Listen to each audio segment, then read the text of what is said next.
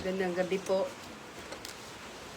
Okay po, simulan na po tayo. Pakitawagin niyo na po ang inyong mga kasambahay at manalangin na po tayo. Nalangin po tayo. Hallelujah. Lord, kami po ay nagpapasalamat. Kami po ay pinangunahan mo at pinanubayan sa aming mga trabaho sa buong araw na ito. Narito po kami, Panginoon, at patuloy na dumudulog sa inyo. Kami po ay samahan po ninyo patnubayan sa aming gagawing pag-aaral ng salita. Bigyan mo kami ng kaalaman at karunungan. Ang iyong banal na Espiritu ang sumama po sa amin. Lord God, sa gabi ito, dalangin din po namin na ingatan mo po ang aming mga mahal sa buhay, na wala pa ngayon sa aming kani-kaniyang tahanan. Kayo po ang magligtas at mag-ingat sa kanila sa anumang kapahamakan. Dalangin din po namin ang mga kababayan po namin na nakakaranas po ng baha o maulan sa kanilang lugar. Ingatan mo po ang aming mga kababayang ito at patuloy na iligtas mo po ang aming kapwa sa anumang kapahamakan, sa anumang aksidente. Dalangin po namin na patuloy na tulungan mo po na maligtas ang bawat isa at ingatan sa mga kalamidad na ito. Dalangin din po namin sa iyo na tulungan mo po kami, Panginoon, na makapaglingkod sa iyo kahit kami ay nasa kaniyang tahanan at patuloy na mag-aral ng iyong salita, matuto at marami kaming maunawaan patungkol sa iyong mga salita. Lalo na po yung mga talinghaga, ito po ay mahirap unawain ng iba, pero tulungan mo po na makaya po namin na maunawaan ang iyong mga salita dahil sa tulong mo at pangunguna at patnubay ng iyong banal na Espiritu. Salamat po, Ama, sa iyo na pinagkakatiwala ang aming pag-aaral. Patuloy na kami po ay tumanggap ng aral, ng turo, at ng at ng mga lesson mula sa mga talinghagang ito. Sa iyo na pinagkakatiwala ang panalangin ito, ikaw lamang aming tatanyag, itataas, sa pangalan ni Kristo Jesus. Amen. Amen. Amen po. Magandang gabi po sa lahat. Sige po, mag-aaral na po tayo. Tayo pa rin po ay nasa pag-aaral patungkol po sa mga talinghaga. Sa gabing ito, ang ating pag-aaralan is the parable of the talents. No? Ang talinghaga patungkol po sa mga talento. Meron pong ibang bahagi ng kasultan, may ibang version po ang Bible, na ang iba na ang nakalagay naman po ay dito sa Magandang Balita Biblia. Ang nakalagay naman po ay talinghaga tungkol sa tatlong alipin, no? So, the parable of the talents, ang talinghaga patungkol sa mga talento, no? Basahin po natin talatang 14 hanggang 30, sabi po dito sa verse 14, ang paghahari ng Diyos ay may tutulad sa isang taong maglalakbay. Kaya tinawag niya ang kanyang mga tauhan at pinagkatiwala sa kanila ang kanyang ari-arian. Binigyan niya ng salaping ginto ang bawat isa ay sa kanilang kakayahan. Binigyan niya ang isa ng 5,000 salaping ginto, ang isa na may 2,000 salaping ginto, at ang isa pa ay 1,000 salaping ginto. Pagkatapos nito, siya'y umalis. Kumilos agad ang tumanggap ng 5,000 salapi ginto at ipinangalakal iyon. Kumita siya ng 5,000 salaping ginto. Gayun din naman, ang tumanggap ng 2,000 salaping ginto ay kumita pa ng 2,000 salaping ginto. Ngunit ang tumanggap na 1,000 salaping ginto ay humukoy sa lupa at tinago ang salaping ginto ng kanyang Panginoon. Pagkaraan ng mahabang panahon, bumalik ang Panginoon ng mga tauhang yaon at sila'y pinag-ulat. Lumapit ang tumanggap ng 5,000 salaping ginto at sinabi, Panginoon, ito po ay 5,000 salaping ginto na iniwan ninyo sa akin. Heto naman po ang 5,000 salaping ginto na tinubo nito. Sinabi sa kanya ng Panginoon, Magaling, tapat at mabuting lingkod. Halika, samahan mo ako sa aking kagalakan. Naging tapat ka sa konting halaga, kaya gagawin kitang tagapamahala sa malaking halaga. Lumapit din ang tumanggap ng 2,000 salaping ginto at ang sabi, Panginoon, ito po ang iniwan ninyo sa akin 2,000 salaping ginto. Heto naman po ang 2,000 salaping ginto na tinubo nito. Sinabi ng kanyang Panginoon, Magaling, tapat at mabuting lingkod na kaya't pamamalain kita ng malaking halaga. Samahan mo ako sa aking kagalakan. Lumapit naman ang tumanggap ng 1,000 salaping ginto at sinabi, Alam ko pong kayo'y mahigpit at pinipitas ninyo ang bunga na hindi ninyo tinanim at inaanin ninyo ang hindi ninyo inihasik. Natakot po ako, kaya't ibinaon ko sa lupa ang iyong salaping ginto. Heto na po ang iyong salapi. At sumagot sa kanyang Panginoon, masama at tamad na lingkod. Alam mo palang pinipitas kong bunga ng hindi ko tinanim at tinaani ko ang hindi mo inihasik. Bakit hindi mo na lang inilagay sa bangko ang aking salapi? Kahit paano may tinubo sana ito. Kunin ninyo sa kanya ang 1,000 salaping ginto at ibigay sa may 10,000 salaping ginto. Sapagkat ang mayroong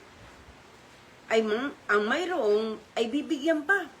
At ang magkakaroon ng sagana, ngunit ang wala, pati ang kaunting nasa kanya, ay kukunin pa. No?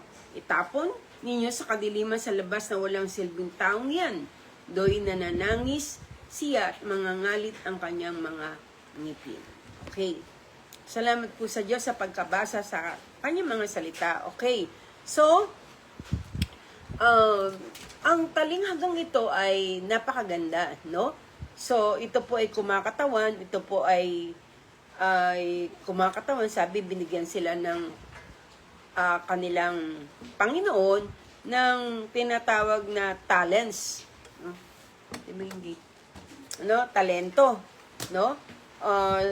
Pwede na itong talento na to is like currency, kagaya nga dito sa Mabuting Balita Biblia, ay sinabi po dito ay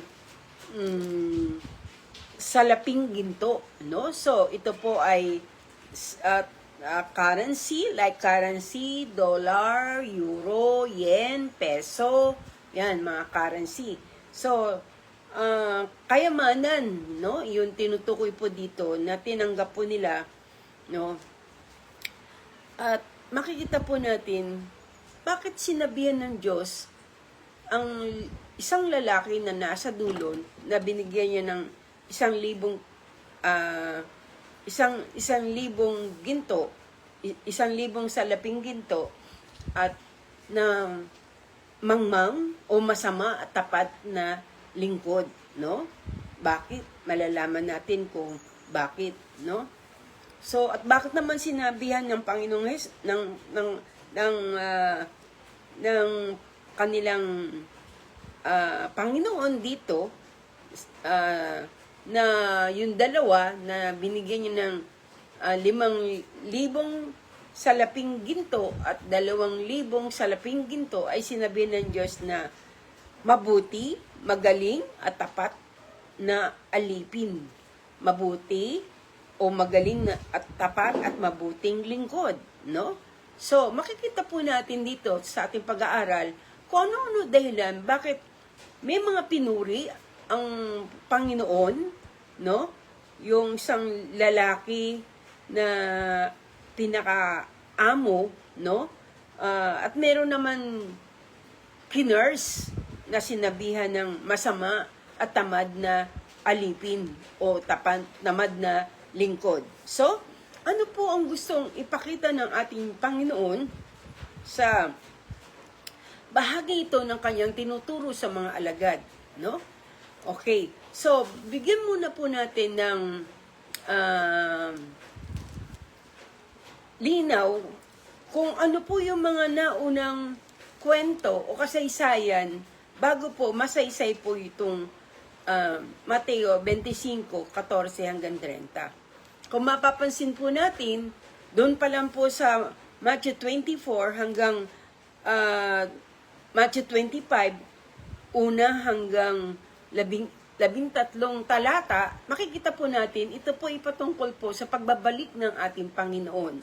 Na sinasabi po dito na kinakailangan tayo po ay maging handa sa pagbabalik ng ating Panginoong Jesus. No? Okay, so mismo bago mamatay ang ating Panginoon o bago siya dakpin, no, ilang araw na lang po bago siya madakip ng mga tao na galit sa kanya, mga taong naiinggit sa kanya, bago siya dakpin at ipako sa krus, ilang araw na lang po ito, ay paulit-ulit na binabanggit ng Panginoon ang mangyayari sa kanya, no? Na siya ay papatayin, yung templong ito ay gigiba, pero pagtapos ikatlong araw, ito ay muling itatayo, na ito ay kumakatawan sa pagkabuhay ng ating Panginoon sa patay, pagkabuhay ng muli sa mga patay, no? At paulit-ulit din na binabanggit ang muling pagbabalik ng ating Panginoong Jesucristo, no? So, bago po saysayin yung talinghaga patungkol sa mga talento, ay yun po yung context na naunang mga talata patungkol sa pagbabalik ng ating Panginoon. Now, ang sabi po dito, kung tayo po, meron daw po isang lalaki dito na naglakbay, no? Isang lalaki na Panginoon ang tawag sa kanya, na naglakbay o siya po ay isang amo ng mga taong kanyang iniwanan o pinagkatiwalaan ng kanyang ari-arian. Siya ay naglakbay sa kanyang sa malayong lugar at anong sabi, tinawag niya ang kanyang mga alipin, no? So, yung mga alipin ay pinagkatiwala sa kanila. Sabi po sa verse 14 na pinagkatiwala sa kanila ang kanyang ari-arian. So, i-take note po natin na yung ari-arian na ito ay hindi binigay sa kanila, kundi ipinagkatiwala lang. Ibig sabihin, sila ay ginawang katiwala ng kanilang Panginoon, steward ng kanilang Panginoon. Binigyan sila ng responsibilidad o oportunidad na sila ay pinagkatiwalaan ng kanyang mga ari-arian dahil yung kanilang Panginoon o kanilang lingkod ay pumaroon sa isang malayong lugar, no? So, pagka ay pinagkatiwala ng kayamanan, ano yung pwede mo kayang gawin sa kayamanan na pinagkatiwala sa inyo, no? Kung titingnan po natin at binasa po natin yung mga talata, wala po tayong makikita doon na sinabi po ng kanilang Panginoon, ng kanilang lingkod, kung ano yung gagawin doon sa pinagkatiwalang salapi o yung pinagkatiwalang kayamanan. Walang sinabi sa kanila o inutusan sila o palaguin nyo yan ha, o ito ipangalakal nyo yan ha. Wala po. Kung babasahin nyo muli, mami, basahin nyo po muli, pero sa aking pagkabasa, wala po akong nakita na meron pong command na ganoon, no? So,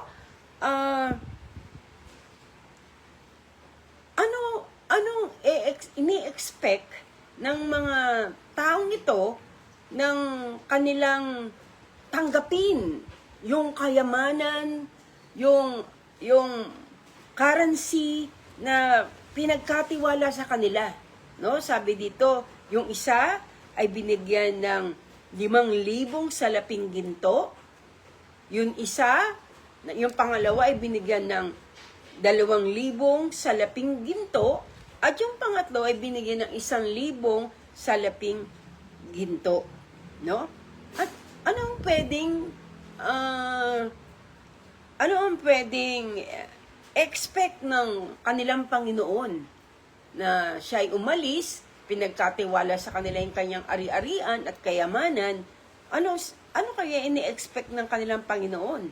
Siguro ini-expect, ay tatrabahuhin nila ito, ipangangalakal nila ito, no? Pero, laking gulat nila nang bumalik yung kanilang Panginoon, nang bumalik yung kanilang amo. Sa katunayan, hindi naman nila alam kung kailan darating yung kanilang Panginoon. No, they are not expecting na muling darating yung kanilang Panginoon sa ganung oras at panahon. Pero subalit, dumating yung kanilang Panginoon, yung kanilang amo, na hindi nila alam na yun na yung panahon ng tinatawag na auditing. Na ibig sabihin, mag-uulat sila kung ano yung ginawa nila doon sa kayamanang pinagkatiwala sa kanila. No? Yan. So, eto na po. Dumating na yung kanilang Panginoon, yung kanilang amo. No? Pero sabi po dito, sa verse 16, nung umalis ang kanilang amo, walang ginawa tong unang binigyan ng 5,000 salaping ginto, kundi ang ginawa niya, kumilos agad at ang tumanggap ng 5,000 salaping ginto at ipinangalakal iyon. No? Ngayon, ipinangalakal niya. Ibig sabihin, ito'y ginamit niya para mag-multiply yung ipinatago sa kanila o yung pinagkatiwala sa kanyang yaman. At ang sabi po dito, kumita siya ng 5,000 salaping ginto. Gayun din naman ang tumanggap ng 2,000 salaping ginto ay kumita pa ng 2,000 salaping ginto. Pareho sila. Yung una at yung pangalawa, parehong pinangalakal nila yung salaping ginto na pinagkatiwala sa kanila ng kanilang amo o ng kanilang Panginoon. No? So, ano ang sabi? Ngunit, sa verse,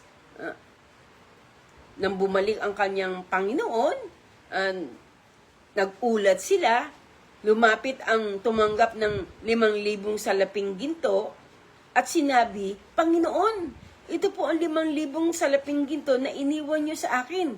Heto po ang 5,000 salaping ginto na tinubo nito. So, ibig sabihin, nagdoble. Yung 5,000 salaping ginto ay pinangalakal niya, tumubo pa ng 5,000 salaping ginto. So, ibig sabihin, na double. Yung 5 ay naging 10. So, naging 10,000 salaping ginto ang ibinalik niya doon sa kanyang amo. No? Tapos, yun din isang tao na pinag-iwan niya o binigyan niya ng 2 salaping ginto, sabi, pinangalakal din niya, at ang sabi sa verse 22, lumapit diyan tumanggap ng 2,000 salaping ginto at ang sabi, Panginoon, ito po ang iniwan ninyo sa akin, 2,000 salaping ginto. Heto naman po ang 2,000 salaping ginto na tinubo nito. So kung makikita po natin, parehong-pareho sila na nagdoble yung kanilang pera. Hindi po natin pag-uusapan na bakit mas malaki yung isa naman ay mas maliit, no? Okay, so, sabi po dito, sa verse 15, binigyan niya ang salaping ginto ang bawat isa ayon sa kanilang kakayahan. Hindi po may favoritism ang kanilang amo. Hindi po totoo na meron pong favoritism ang kanilang Panginoon. Kundi, ang sabi po sa verse 15, pinagkalooban sila ng salaping ginto, ang bawat isa sa kanila ayon sa kanilang kakayahan. No? So, ayon sa kanilang ability and capability. No? According to their ability and capacity. No? So, kung makikita po natin, no, hindi binasi po yun ng kanilang amo dahil favorite niya yung si A at si B ay hindi niya masyadong paborito. Kaya dalawa lang napunta sa kanila, no? At marahil tong tatlong ito nang binibigyan o pinagkakatiwalaan ng kanilang amo, nakapila siguro sila. Kaya nakita po nitong si number 2, yung binigay doon sa una ay 5, sa kanya ay 2 lang, no? Yung pangatlo ay 1 lang ang binigay sa kanya, no? Pero hindi nila sinabi ba't sa kanya 1 lang, ay ba't sa kanila 5, no? Bakit ako 1 lang? Wala pong binanggit po na ganun. Pero kung titinan po natin, yun po yung sinasabi verse 15, na binigyan ang mga taong ito ng pinagkatiwala sa kanila ang kanyang ari-arian o pinagkatiwalaan sila ng salaping ginto ayon sa kanilang kakayahan o abilidad. No? So, nang dumating na po yung pag-uulat, tandaan po natin, bago dumating yung pag-uulat, itong mga taong ito, makikita po natin na sabi nga po sa verse 15 na binigyan sila ayon sa kanilang abilidad at kapasidad. Alam ng Diyos, He knows everything, alam ng Diyos kung gaano ang kapasidad at abilidad ng mga taong ito. So, dun sa malaki, binigyan siya ng malaking salaping ginto dahil alam ng Diyos o alam ng Panginoon niya na may abilidad to. Ito, kaya niya tong hawakan tong malaki. No? Sa pangalawa, ganoon din, kaya niya yung 2. At yung isa, ito, kaya lang niya siguro 1. No? So, now, nang sila ay magulat, yung 2, yung binigyan ng 5 at yung binigyan ng 2 ay nagulat na sinabi nila, yung kanilang mga natanggap na salaping ginto ay tumubo pa ng doble. Yung 5 ay naging 10 at yung 2 ay naging 4. Kaya tumanggap sila ng kapwa ng papuri sa kanilang Panginoon. Ang sabi sa verse 21 at saka sa verse 23, pareho na sinabi sa kanilang Panginoon na magaling, tapat at mabuting lingkod. Halika, samahan mo ako sa aking kagalakan. Naging tapat ka sa kaunting halaga, kaya gagawin kitang tagapamahala ng malaking halaga. Okay, dun din sa verse 23, yun din na sinabi sa nakatanggap ng 2 salaping ginto, magaling, tapat at mabuting lingkod, naging tapat ka sa kaunting halaga, kaya pamamahalain kita sa malaking halaga. Samahan mo ko sa aking kagalakan. So, kapwa sila tumanggap ng papuri. Kapwa sila tumanggap ng mabubuting salita. Datapwat, eto na yung isang lalaki na tumanggap ng 1,000 talento. 1,000 salaping ginto. Na ang sabi po niya sa verse 24, lumapit naman tumanggap ng 1,000 salaping ginto at sinabi, alam ko pong kayo'y mahigpit at pinipitas ninyo ang bunga ng hindi nyo itananim at inaanin ninyo ang hindi nyo inihahasik. No? Sabi, natakot po ako kaya't binaon ko na lang sa lupa ang iyong salaping ginto. Heto na po ang iyong salapi. Ayan, tinampo ninyo ha, bago ko po uli banggitin ko ano yung sinabi ng kanilang Panginoon. Kakaiba tong huling lalaki, huling taong ito, na sabi niya na natakot siya. Kaya yung ginawa niya, yung 1,000 talentong ginto na pinagkalob sa kanya, binaon niya sa lupa. No? Okay. Sabi po dito ng kanyang Panginoon sa verse 26, sumagot ang kanyang Panginoon, masama at tamad na lingkod. No? Ulitin ko, masama at tamad. No? So, ang tawag sa kanya, masama at tamad. No? Marahil, alam ng Diyos ang nasa puso at isipan alam ng kanyang Panginoon ang nasa isipan ng taong ito, no? Bakit niya sinabing masama at tamad na lingkod? Siguro ilang taon siya bago dumating, napakatagal, pero hinayaan niya na yun ay mabaon lang sa lupa yung kayamanan na pinagkatiwala sa kanya, no? Alam mo palang pinipilis ko ang bunga na hindi ko tinanim at inaani ko ang hindi ko inihasi. Bakit hindi mo na lang nilagay sa bangko ang aking salapi kahit paano may tinubo pa sana ito? Kunin niyo sa kanya 1,000 salaping ginto at ibigay sa may 10,000 salaping ginto. Sapagkat ang mayroon ay bibigyan pa at magkakaroon ng sagana. Ngunit ang wala, pati yung kaunting nasa kanya ay kukunin pa. Oh, tinan po natin. Parang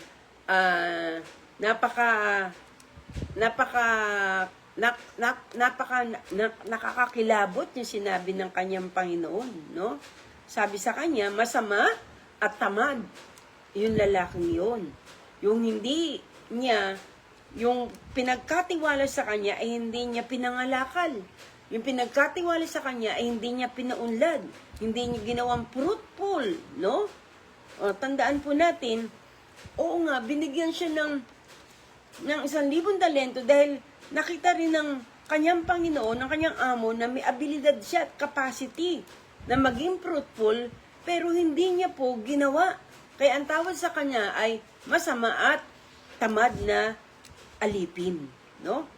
No? So, ano ibig sabihin? Yung nasa kanya, kinuha pa sa kanya. Yung 1,000 talentong, yung 1,000 salaping ginto ay kinuha pa sa kanya at binigay doon sa mayroong 10,000 talentong ginto. Sapagkat ang sabi, ang meron ay bibigyan pa. Datapat yung wala, pati sa kanya ay kukunin. No? Okay, so, nakakalungkot ang bagay na ito, yung senaryong ito. Pero walang magagawa dahil itong lalaking ito, yung kanilang Panginoon, ay may inasahan eh. No? May inasahan sa kanila. No? Okay. Sa katunayan, lahat po tayo ay kagaya po nila na steward. Tayo po ay mga tayo pa pinagkatiwalaan ng ating Diyos, no? Walang anuman tayong nandito, nang pumunta rito, wala tayong anuman. Lahat ng bagay na nasa atin, hindi lang pera, kundi anumang bagay na nasa atin ngayon, provision, talento, gifts, ano pa yung trabaho, mga bahay, lupa, mga sasakyan, lahat po yan, hindi atin. Pinagkatiwala lang sa atin ng Diyos. Ang problema nga lang po sa iba, inaari na nilang sa kanila po yun. No? Kaya hindi po nila binibigyan ng glory ang Panginoon. Kaya nga, napakahalaga, bilang steward natin, kilalanin natin na ang lahat ng bagay na sa atin ay hindi atin. Sabi nga sa Korinto, walang bagay na nasa atin na hindi natin tinanggap. Lahat ng bagay na ito ay tinanggap natin hindi dahil sa marunong tayo, excuse me, hindi dahil madiskarte tayo, excuse me, hindi dahil maalam tayo, magaling tayo magpaunlad ng negosyo, hindi po. Lahat pong yan, pinagkatiwala lang sa atin ng Diyos at mula rin yan sa ating Panginoon. Kinakailangan lang good steward tayo. Lahat ng pinagkatiwalang ito ng ating Diyos sa atin, faithful tayo. No? So, kinakailangan faithful tayo na binibigay natin ang kalwatian, ang glory para sa ating Panginoon. No? Kung hindi tayo magiging tapat, yung dalawa, kung hindi tayo magiging tapat, hindi tayo magiging fruitful, hindi tayo magbubunga, no? Na pwede yung dalawa ay maging 200, pwede rin yung 200 ay maging 0 kung hindi po tayo faithful. Kasi faithfulness will always result sa tinatawag na fruitfulness. No? Kung tayo po ay tapat, magbubunga tayo, magiging fruitful tayo. No? Makita lang ng Panginoon na talagang tapat po tayo. Meron po akong naalala sa Bible patungkol po kay Haring David. Si David, nang siya po ay inanoint ni Samuel, ay hindi po agad siya naging hari, kundi inanoint lang siya na siya po'y tinalaga na maging hari. Pero dumaan po siya sa proseso. Inintay po niya nirespeto po niya yung process. Kahit na kaya na niyang patayin to si Saul, ay hindi pa rin niya ginawa kahit na si Saul ay nainggit na po sa kanya. Kundi inatay pa rin po niya yung proseso ng Diyos. So, bago siya maupo sa trono, nagintay pa po siya ng 15 taon. He waited 15 years. So, biruin ninyo na naging tapat po si David kahit po siya ay inanoint na siya ang magiging hari, pero dumaan siya sa proseso, hindi po niya inagaw yung trono, hindi po siya, naging tapat po siya sa Diyos, at naging tapat din po siya kay Haring Saul, no? So, bakit faithful? Bakit siya naging tapat? Alam niya, kung siya mananatiling tapat, he will give glory to God. Ito ay makapagbibigay ng kaluluhatian sa Diyos, no? Ganun din sa buhay po natin. Tayo po yung mga steward, binigyan ng Diyos, pinagkatiwalaan niya lahat ng bagay na nasa atin. Ito ay pinagkatiwala lang sa atin ng Diyos, kahit yung mahusay kang magsalita, mahusay kang magturo, mahusay kang kumanta, mahusay kang tumugtog. Yung mga talents na yan, lahat ng mga gifts na yan, katiwala lang po tayo. Hindi po yan galing sa ating sarili, no? Karunungan, kaalaman, bagamat nagpa-practice po tayo, Diyos pa rin po nagmumula, sa Diyos pa rin po nagmumula yung tinatawag na abilidad at yung tinatawag na capability, no? Kakayanan, no? So, tandaan po natin na pinagkatiwala lang sa atin ng Diyos. Now, gaya nga na sinabi ko niyo sa inyo kanina, nang umalis yung kanyang Panginoon, wala naman sinabi kung kailan siya babalik. At nang umalis ang kanyang Panginoon, wala naman siya sinabi na, palaguin niyo yan, doblehin niyo yan, dapat ganun. Wala po. Hindi naman ibig sabihin na hindi inutos sa atin to ng Diyos, hindi na natin gagawin. Dahil faithful ka, alam mo na yung tama, no? Alam mo yung dapat mong gawin. So, dapat ginawa to ng huling lalaki, pero hindi niya, alam niya yung dapat niya sanang gawin, pero hindi, masama nga siya at tamad nga siya, kaya hindi niya ginawa, no? Hindi porket hindi inutos sa atin, hindi na natin dapat gawin. Halimbawa, nanay mo umalis na malengke, no? At alam mo na marami siyang pinamili.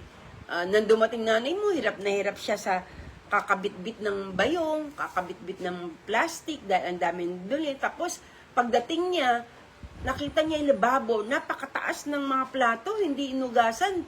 Samantalang ikaw, nandun ka lang sa bahay at nakahiga at nagse-cellphone, no? Kahit na hindi ka inutusan, wala ka bang kusa? Diba?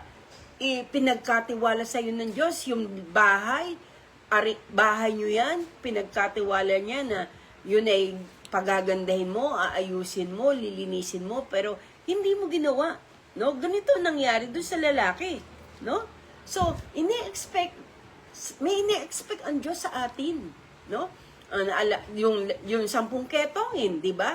Yung 10 ketongin, ano sabi ng Panginoon sa kanila? Sabi niya, humayo kayo sa mga saserdote, no? Ibig sabihin, humayo kayo, hindi sinabi, ayan, magaling na kayo. Nung sila ay nasa gitna ng daan, nang papunta na sila sa saserdote, saka lang nila napansin na naging makinis na yung kanilang balat, no? At nang gumaling sila ng husto, sabi, 10 yung pinagaling, pero isa lang yung bumalik. Hindi naman sinabi sa kanilang Panginoon, pag gumaling kayo, bumalik kayo, Kundi, kusa na lang yun. Alam nila na pinagaling sila ng Panginoon, pero isa lang yung bumalik. Hindi porket hindi niya inutos, hindi mo na gagawin. No? So, tong lalaking ito, hindi siya nagkaroon ng ganung kaisipan. Dahil hindi niya tinake na isang oportunidad yung pagkalooban siya ng Diyos ng talento na kahit isa. No? So, yung dalawa, naging 4, yung 5 ay naging 10. Alam nila na ito ay oportunidad para kumita. Alam nila na ito ay oportunidad para dumoble yung kanilang, yung pinahiram sa kanila. Na ari-arian na yon o pera na yon, no? So, ibig sabihin, dapat pinagamit natin sa Diyos anumang bagay na pinagkatiwala sa atin ng Panginoon. Ito po ang isang mensahe o lesson sa bagay nito na anumang pinagkatiwala sa atin ng Diyos, ipagamit po natin. Dapat upgrade natin to, no? So, ariin mo na ito isang oportunidad ng ating Panginoon para ikaw ay lumago, para ikaw higit na magamit ng Panginoon, no? Pero hindi ito ang ginawa ng huling lalaki, no? Anong sabi niya? Natakot ako, no? Kaya tinago niya, natakot siya. Kaya malaki ang nagagawa ng takot. Napaparalyze tayo sa pamagitan ng takot, no? O sabihin natin may desire siya. May desire siya na matuwa sa kanya yung kanyang amo, yung kanyang Panginoon.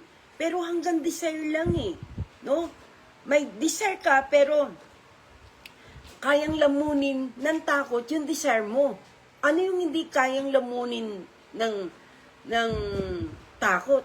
Yung tinatawag na commitment. At ito yung kulang sa lalaki.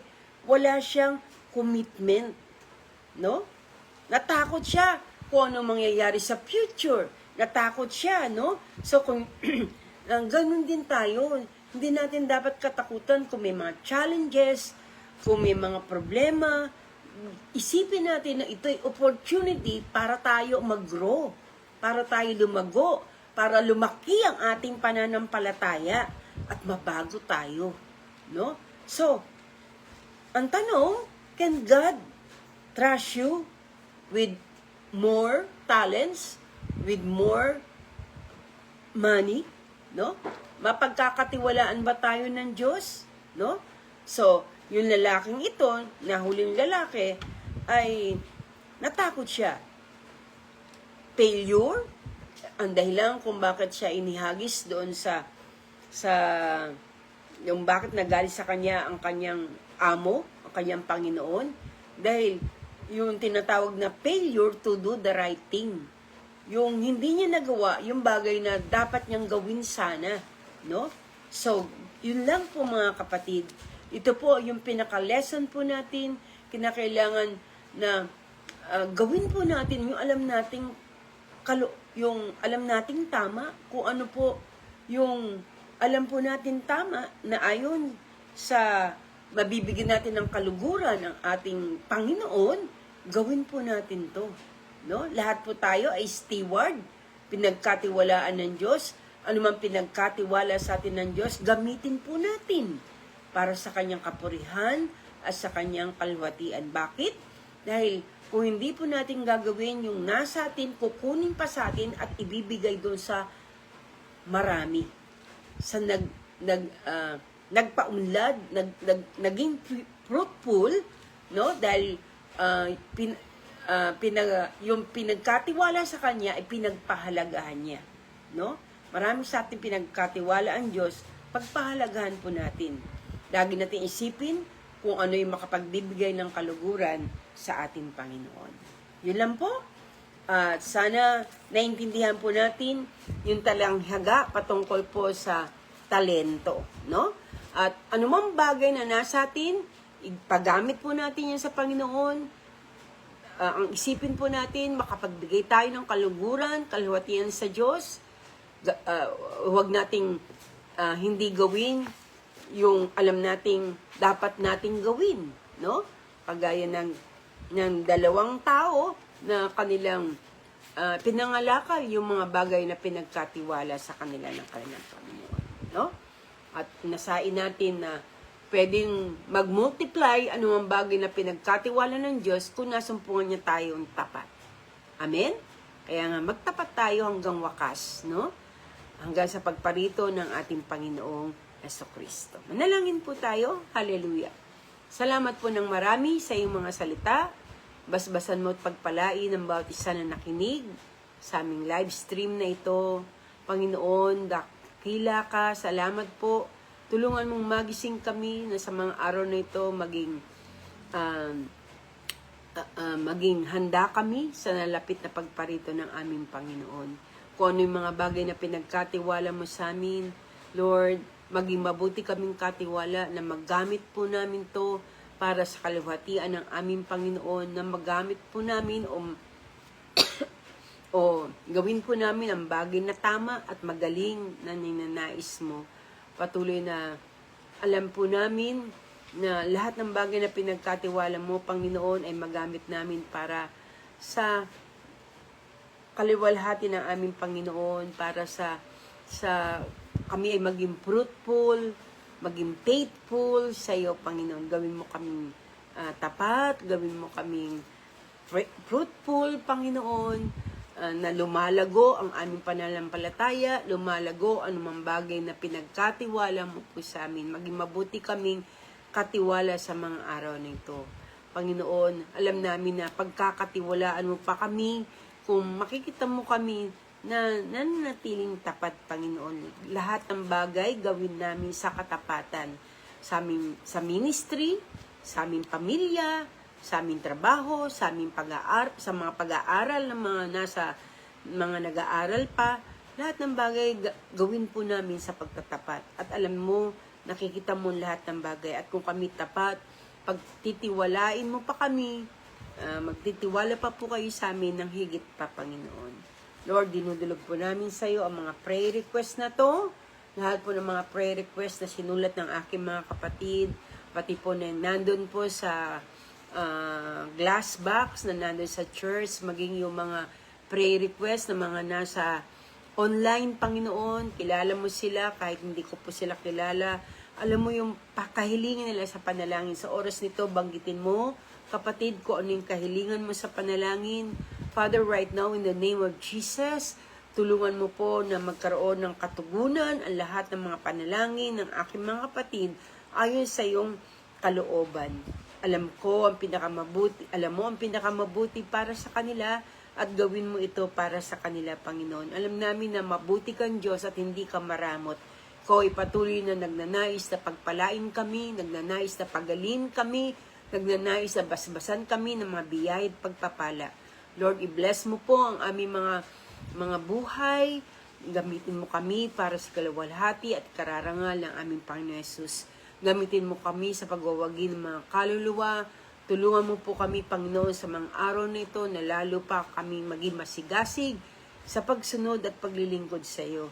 Sinasaway namin lahat ng gawa ng kaaway sa aming mga buhay, lahat ng mga pinipilit niya upang kami ay ilayo sa iyo. Winawasak namin, tinatakwil, pinawawalang bisa. Kundi tulungan mo kami maging tapat sa aming Panginoong Jesucristo. Lord, pagpalain mo ang mga kahilingan ng aking mga kapatid, ang mga may karamdaman sa sakit, ang mga mahal nila sa buhay na may karamdaman. Kayo po ang magpagaling, kayo po magbigay ng lunas, Panginoon. Ang mga may pangailangan pinansyal, abutin mo po sila at pagkalooban mo ng kanilang mga kahilingan. Ang mga nangangailangan trabaho, magkaroon ng trabaho, ang mga nag-aaral, makapag-aral sila mabuti, makapagtapos sila ng pag-aaral at dalangin po namin sa iyo yung mga nangangailangan ng puhunan. Lord, kayo po magkakaloob yung mga nangangailangan ng promotion. I-lead mo po sila doon at dalangin po namin na maluwalhati at madakila ka sa buhay ng aming mga kapatid. Panginoon, pagpalain mo lahat ng nakinig at makikinig pa sa aming live stream. Basbasan mo at pagpalain lahat, Panginoon. Pagpalain mo mga sulat na ito, magkaroon ng katugunan ng kanilang mga kahilingan. Salamat po, Ama. Pinagkakatiwala po namin sa iyo ang panalangin ito. Ikaw mataas, maluwalhati at madakila, maparangalan, ngayon at magpakailan pa man. Sa pangalan ni Kristo Jesus, ito po ang aming panalangin. Lahat po tayo ay magsabi ng Amen, Amen, Amen. Amen po. God bless po.